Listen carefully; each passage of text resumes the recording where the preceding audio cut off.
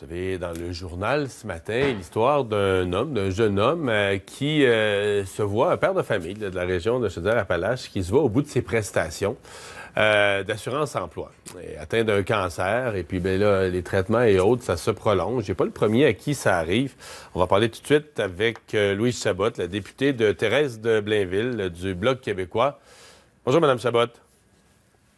Monsieur Dumont, bonjour. Oui, c'est quand le cancer devient aussi un problème financier en plus d'un problème de santé, hein?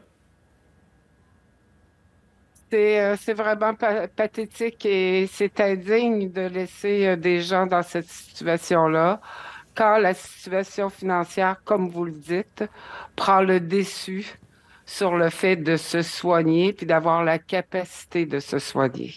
Vous savez, les gens qui sont plus nombreux qu'on pense, les personnes qui sont sans assurance salaire.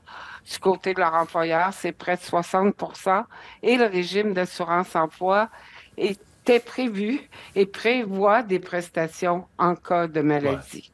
C'est ça. C'est toute une bataille qui est... C'est ce que des gens découvrent, je pense. Quand on tombe malade, qu'on a un travail, à moins d'avoir une assurance invalidité ou quelque chose de particulier au niveau privé qu'on s'est payé, pour le commun des mortels, c'est l'assurance emploi qui embarque, là.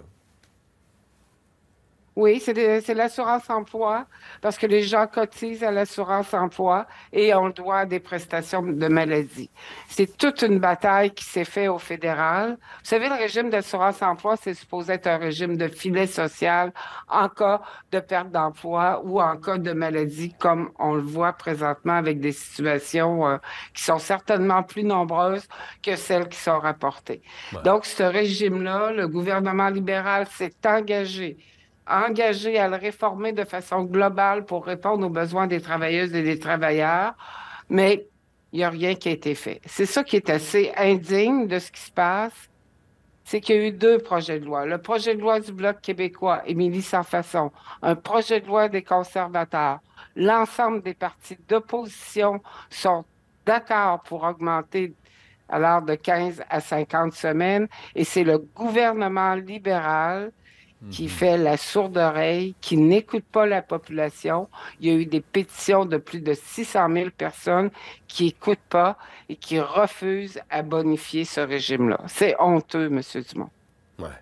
C'est parce que M. Beaudoin n'est pas le premier, là. Il y avait Marie-Hélène Dubé, que je connais, qui était de Rivière-du-Loup, entre autres, qui avait eu le Oui, même genre de situation. Je pense que c'est une de celles qui avait lancé le dossier, la pétition. Là, je donne à Olivier Beaudoin, parce que l'histoire, c'est qu'après 26 semaines, on cesse de payer les prestations. Donc, la personne se retrouve avec plus aucun revenu. puis aucun revenu et souvent ces situations-là sont portées à notre connaissance. Les solutions sont pas évidentes, à moins d'avoir de l'entourage qui vienne te soutenir. Madame Dubé a été une battante durant 10 ans.